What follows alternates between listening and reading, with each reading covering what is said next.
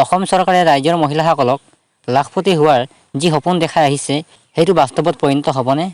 আত্মসহায়ক গোটৰ মহিলাসকলে সঁচাকৈ লাখপতি বাইদেউ হ'ব পাৰিবনে?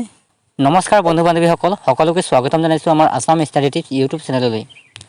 বন্ধুসকল, অসম চৰকাৰৰ লগতে ভাৰত চৰকাৰে ভাৰতৰ সকলো মহিলাকে লাখপতি হোৱাৰ যি পৰিকল্পনা কৰিছিলে সেইটো সফলভাৱে ৰূপায়ণ কৰিব পাৰিছেনে?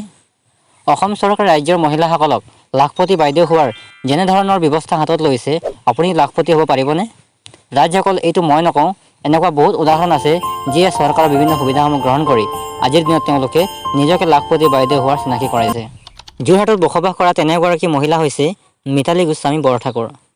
তেওঁ 2016 চনৰ পৰা প্ৰকৃতি আত্মসহায়ক গোটৰ লগত জড়িত হৈ আছে। তেওঁ CLF আৰু RFৰ পৰা লোন লৈ ব্যৱসায় আৰম্ভ কৰিলে। প্ৰথমতে তেওঁ বেংকৰ পৰা 10,000 টকা লোন লৈ বেগৰ ব্যৱসায় আৰম্ভ কৰিলে। তেওঁ বিভিন্ন ধৰণৰ বেগ নিজেই বনাই চেল কৰিবলৈ আৰম্ভ কৰিলে। ইয়াৰ লগতে তেওঁৰ দোকানত এতিয়া এণ্টাৰিয়াৰ সামগ্ৰীসমূহ, ফেনাইল আৰু বিভিন্ন ধৰণৰ চাহপাত বিক্ৰী কৰি আছে। তেওঁ 2022 চনৰ পৰা যোৰহাট এয়াৰপৰ্টত এখন দোকান দি জীৱন নিৰ্বাহ কৰি আছে আৰু মাহেকত তেওঁ এতিয়া 50,000তকৈ বেছি টকা ইনকাম কৰি আছে। নমস্কাৰ, মোৰ নাম মিতালী গোস্বামী বৰঠাকুৰ। মোৰ ঘৰ যোৰহাটত, ব্লক বাক্সুং ডেভেলপমেণ্ট ব্লক, আৰু মোৰ গোটৰ নাম হৈছে প্ৰকৃতি আত্মসহায়ক গোট ভিঅ' সম্ভাৱনা। মই 2016 চনৰ পৰা গোটত জড়িত হৈ আছোঁ আৰু গোটৰ পৰা মই যথেষ্টখিনি সহায় পাইছোঁ। গোটত মোক RFৰ পৰা 25,000 টকা আমি লোন পাইছোঁ, তাৰপৰা CLFৰ পৰা 50,000 আৰু বেংকৰ পৰাও আমি 5 লাখ টকা লোন পাবলৈ আমি সক্ষম হৈছোঁ। মই এই গোটৰ পৰাই প্ৰথম আৰম্ভ কৰিছিলোঁ 10,000 টকা লোন লৈ।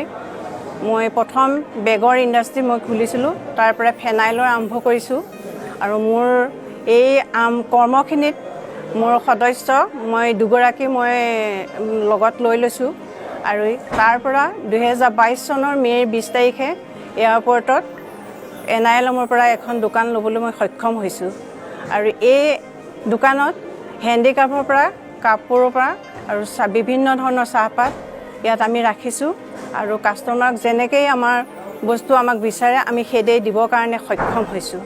ইয়াৰ পৰা মান্থলি 50,000 প্লাছ মোৰ ইনকাম হয় আৰু এতিয়া বৰ্তমান মই এই কৰ্ম কৰিয়েই মোৰ এটা পৰিয়াল সম্পূৰ্ণভাৱে মই চলাবলৈ সক্ষম হৈছোঁ আৰু ইয়াৰ কাৰণে মই যোৰহাট ব্লক আৰু NILMক মই ধন্যবাদ দিছোঁ আৰু প্ৰত্যেকটো সময়তে NILMেই হওক বা বেংকেই হওক বা ব্লকেই হওক মোক যথেষ্টখিনি সহায় কৰিবলৈ আগবাঢ়ি আহে আৰু বুদ্ধি পৰামৰ্শ সকলোখিনি মোক ছাৰসকলে মোক সহযোগ কৰে। মই এই বেগসমূহ ঘৰতে মই চিলাবলৈ মই লৈছোঁ আৰু মোৰ 2টা মেচিনো আছে বেগ চিলোৱাৰ কাৰণে।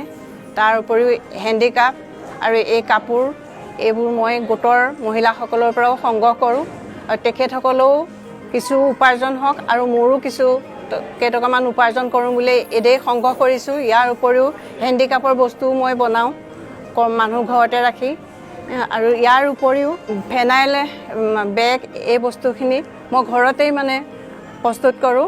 ইয়াৰ কাৰণে মোৰ 2টা পৰিয়াল মই ৰাখিছোঁ আৰু এইদৰে মই বস্তুখিনি সংগ্ৰহ কৰি পেলাই ইয়াত বিক্ৰী কৰিছোঁ। ইয়াৰ কাৰণে মই অসম চৰকাৰক মই ধন্যবাদ জনাইছোঁ এই সুবিধাখিনি দিয়াৰ কাৰণে।